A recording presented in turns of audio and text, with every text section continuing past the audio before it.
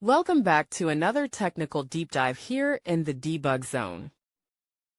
Today we're tackling a big question and breaking it down with insights from other users.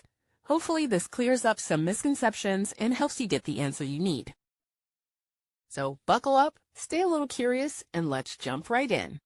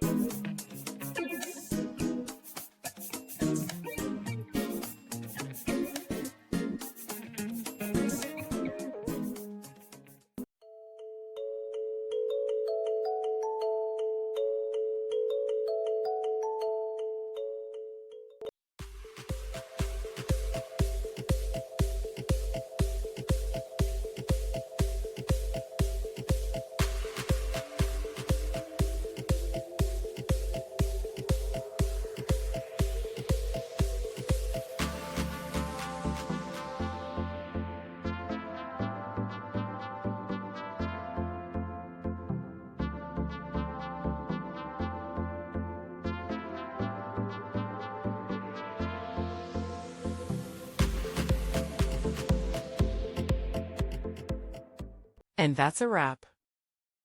I hope you found the answer you were looking for.